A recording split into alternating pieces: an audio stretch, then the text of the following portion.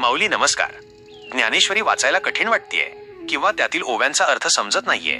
आता काळजी करण्याची अजिबात गरज नाही. आमच्या या छोट्या व्हिडिओच्या माध्यमातून तुम्ही ज्ञानेश्वरी सहज वाचू शकाल आणि त्यातील रसाळ अर्थही समजावून घेऊ शकाल. जसे आपण लहानपणी आवडीने पाढेपाठ करायचो अगदी तसेच फावल्या वेळात हे व्हिडिओ फक्त ऐकत राहा. चला माऊली, आजच संकल्प करूया ज्ञानेश्वरी वाचण्याचा आणि तिचा भावार्थ जगण्याचा. आजच्या व्हिडिओमध्ये आपण ओवी क्रमांक 41 ते 43 चा अभ्यास करणार आहोत. हा व्हिडिओ पुण्य आणि ज्ञानप्राप्तीसाठी आहे. आपण हा व्हिडिओ शांतपणे डोळे मिटून माऊलींचे स्मरण करून लक्षपूर्वक ऐकावा ही विनंती. का सुक्षेत्री बीज घातले ते आपुल्या परी विस्तारले ऐसे भारती सुरवाडले अर्थदात.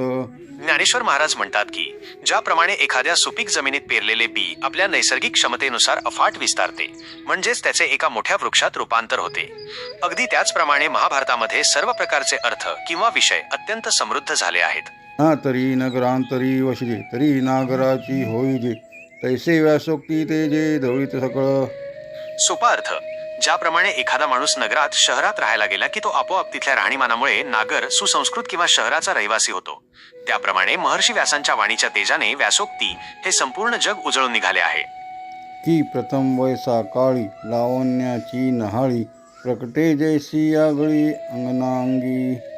ज्याप्रमाणे तारुण्याच्या सुरुवातीला प्रथम वयसाकाळी एखाद्या स्त्रीच्या शरीरावर लावण्याची सौंदर्याची एक वेगळीच नव्हाळी किंवा टवटवी प्रगट होते, त्याप्रमाणे या ग्रंथातील शब्दांमध्ये सौंदर्याचा आणि अर्थाचा एक विलक्षण उठाव दिसून येतो. ना तरी उद्यानी माधवी घडे ते तवन शोभेची खानी उघडे आदिला पासोनी अपाडे जिया परी.